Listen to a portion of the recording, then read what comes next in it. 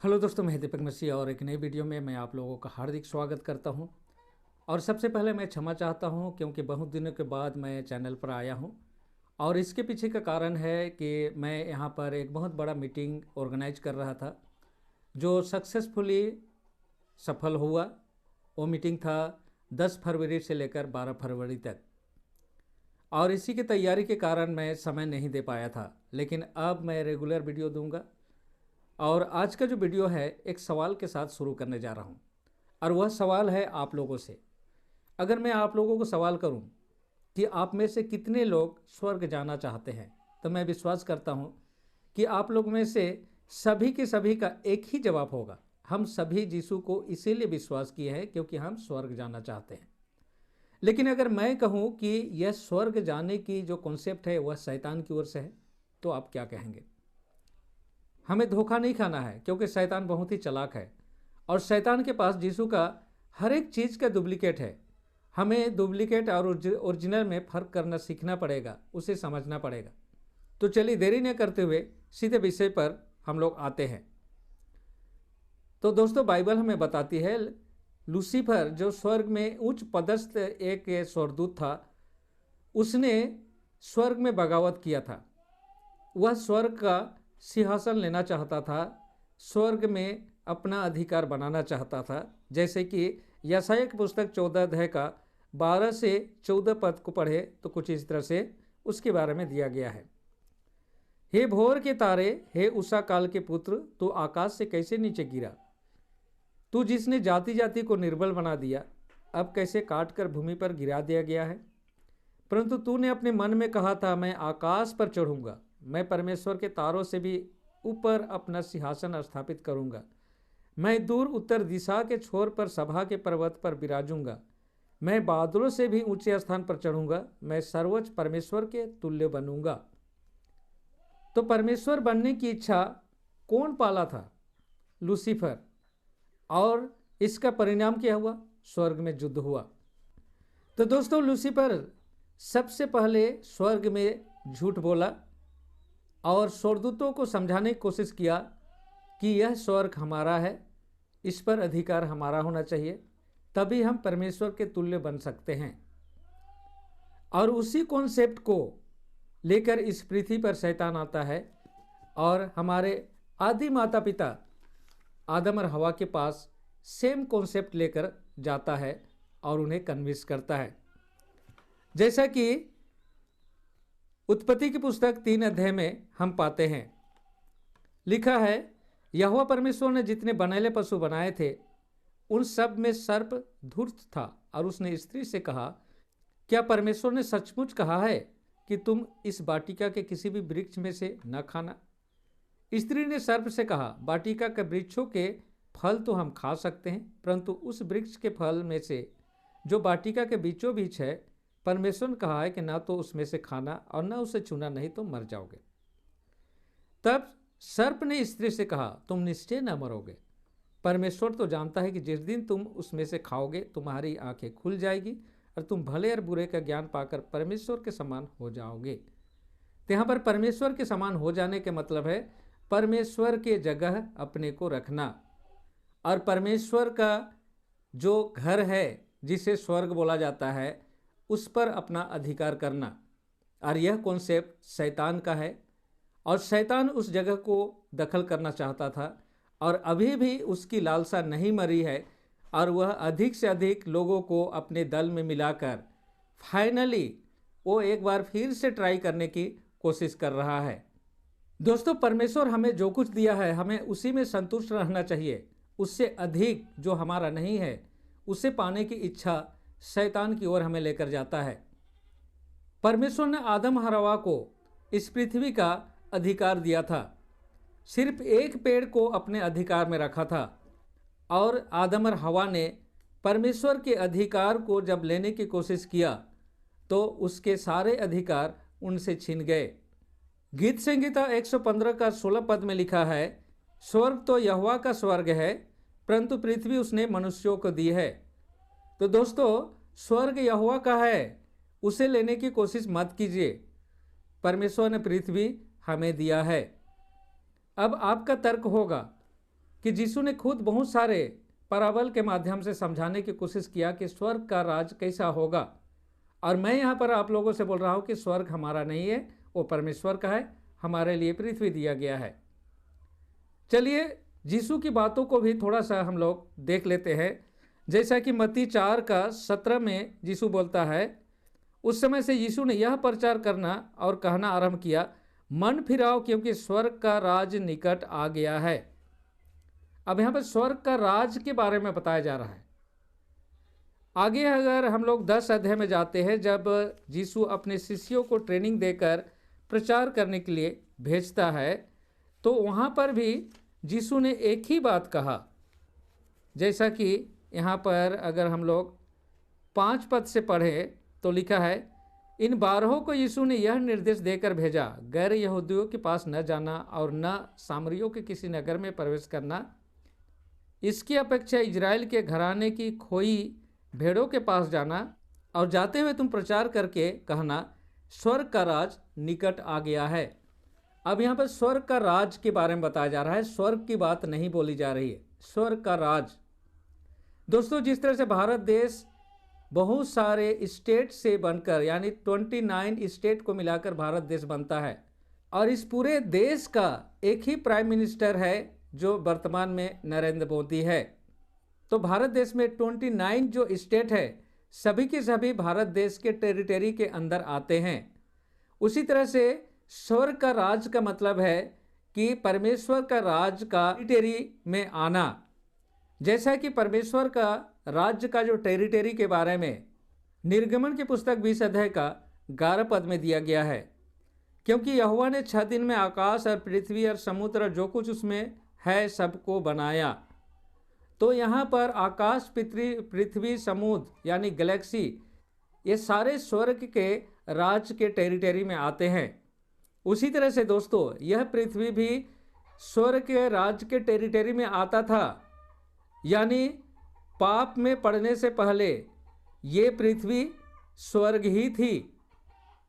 और इस पृथ्वी रूपी स्टेट का जो मुख्यमंत्री था वह हमारा आदि पिता आदम था। जैसे कि परमेश्वर के वचन से हमें पता चलता है, अगर हम उत्पत्ति की पुस्तक 1 अध्याय का 26 पद को पढ़े तो लिखा है, फिर परमेश्वर ने कहा, हम मनुष्य को अपने स्वरूप में अपनी समानता के अनुसार बनाएं, और वे समुद्र की मछलियों और आकाश के पंछियों तथा घरेलू पशुओं और सारी पृथ्वी और हर एक रेंगने वाले जंतु पर जो पृथ्वी पर रेंगता है प्रभुता करे। तो यहाँ पर इस पृथ्वी को परमेश्वर ने सृष्टि करने के बाद इसका मालिकाना अधिकार यानी शासन करने का पावर आदम को दिया गया था, और यह स्वर्ग राज के टेरिटरी में आता था, यानी ये पृथ्वी एक तरह से स्वर्ग था। और शैतान ने जब इस पृथ्वी पर अपने दल बल के साथ आया तो धोखे से इस पृथ्वी को अपने कब्जे में ले लिया, और इस तरह से स्वर्ग के राज्य से यह कटकर एक अलग स्टेट यानी शैतान का कब्जे वाला स्टेट बन जाता है, और यह पृथ्वी शैतान के अधीन में है। इसका प्रमाण शैतान खुद अपने मुंह से देता है। जैसा कि लूका लिखित सुसमाचार 4 अध्याय का 5 से 7 पद में लिखा हुआ है, तब शैतान ने उसे ऊपर ले जाकर पल भर में संसार के सारे राज्यों को दिखा दिया, और उसने कहा, यह सारा अधिकार और इसका वैभव मैं तुझे दूंगा, क्योंकि यह मुझे दिया गया है और मैं जिसे चाहता हूँ उसे देता हूँ। इसलिए यदि तू मुझे दंडवत प्रणाम करे तो यह सब तेरा हो जाएगा। दोस्तों, इस जगत में यीशु इसीलिए आया कि हमारा खोया हुआ अधिकार फिर से दिला सके। और वह खोया हुआ अधिकार क्या था? कि जिस संपत्ति का मालिक हम हैं उसे फिर से हमें वापस दिलाना, यानी एक न्यू ब्रांड पृथ्वी हमें परमेश्वर दिलाने की बात करता है। और इन्हीं बातों को यीशु मत्ती 5:5 में कहता है, धन्य है वे जो नम्र हैं, क्योंकि वे पृथ्वी के उत्तराधिकारी होंगे।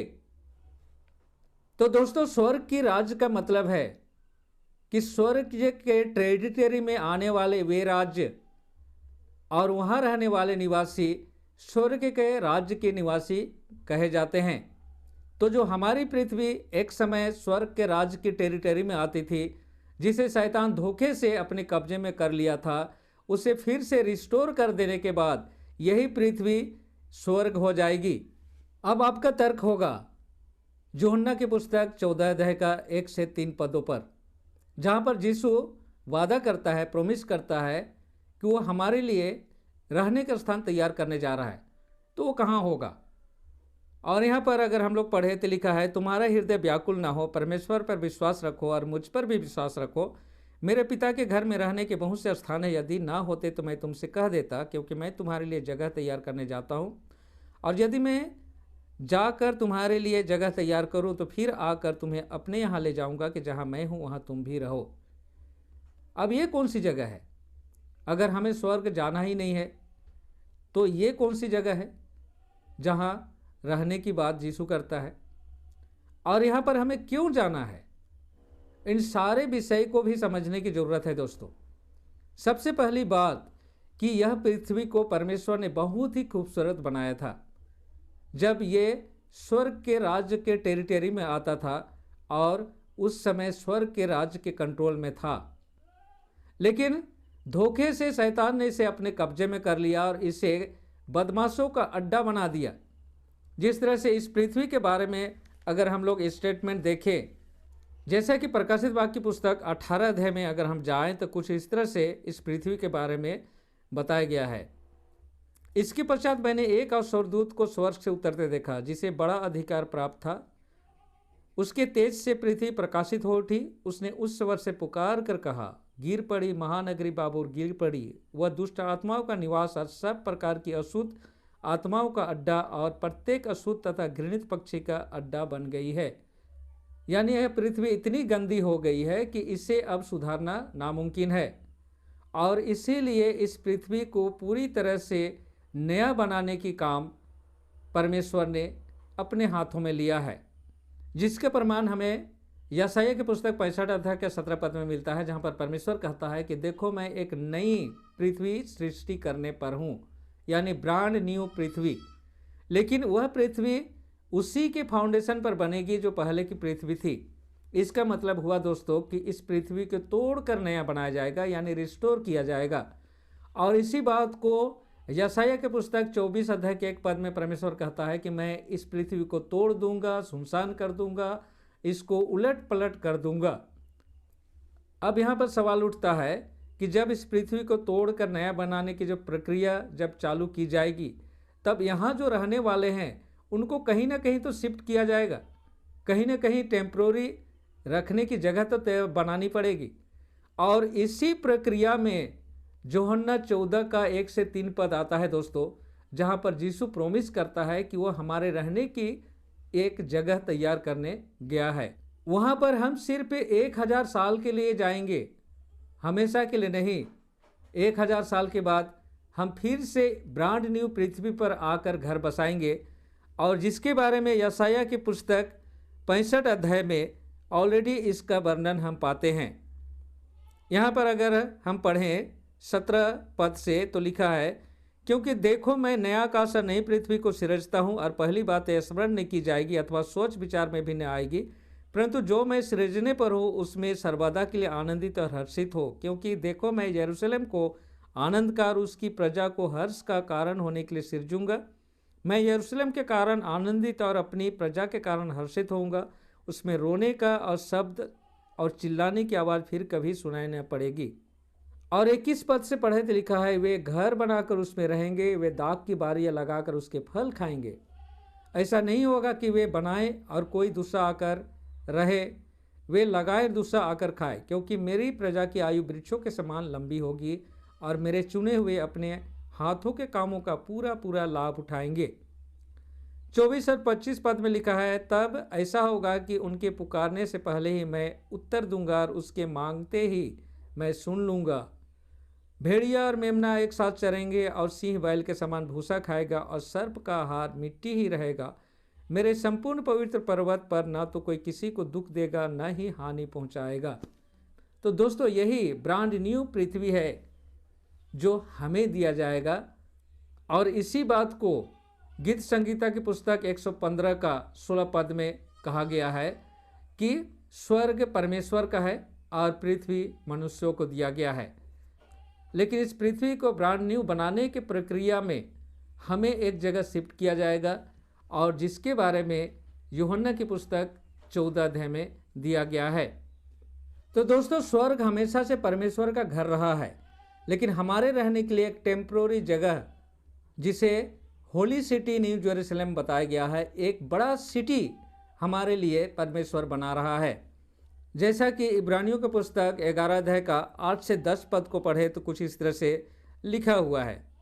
विश्वास ही से इब्राहिम जब बुलाया गया तो आज्ञा मानकर ऐसे स्थान को चला गया जो उसे उत्तराधिकार में मिलने वाला था। वह नहीं जानता था कि मैं कहाँ जा रहा हूँ, फिर भी चला गया। विश्वास ही से वह प्रतिज्ञा के देश में परदेशी होकर रहा, अर्थात परदेश में इसहाक और याकूब के साथ, जो उसी के समान प्रतिज्ञा के उत्तराधिकारी थे, तंबुओं में रहा। वह उस स्थिर नींव वाले नगर की प्रतीक्षा में था जिसका रचने और बनाने वाला परमेश्वर है। तो वह स्थिर नींव वाला जो सिटी है, जिसे न्यू जेरूशलेम बताया जा रहा है, जिसके बारे में प्रकाशित वाक्य पुस्तक 21 अध्याय का 9 से पढ़े तो आपको मिलता है। तो दोस्तों, हम स्वर्ग नहीं जा रहे हैं, बल्कि उस शेल्टर में जा रहे हैं जो जेरूशलेम के नाम से जाना जाता है, एक सिटी जो परमेश्वर हमारे लिए तैयार किया है। स्वर्ग तो हमेशा से परमेश्वर का घर रहा है और वह हमेशा से ही उसी का रहेगा। मनुष्यों को पृथ्वी दी गई है और इसे रिस्टोर करने का काम अभी प्रोसेस में है। तो मैं विश्वास करता हूं कि मेरा यह छोटा सा प्रयास इस गंभीर विषय को समझने में अवश्य मदद किया होगा। अगर इसी तरह का और भी वीडियो आप देखना चाहते हैं तो मेरे इस चैनल को सब्सक्राइब करने के बाद बेल आइकन को दबाकर ऑल सेलेक्ट कर लें, ताकि जो भी वीडियो मैं लोड करूं तुरंत आपको मिल जाए। अगर यह वीडियो अच्छा लगा हो तो इसे अपने दोस्तों को भी शेयर करें। तो मिलता हूँ इसी तरह का और एक वीडियो में। तब तक परमेश्वर के आशीषों का आनंद उठाइए। परमेश्वर आप लोगों के साथ हो। धन्यवाद।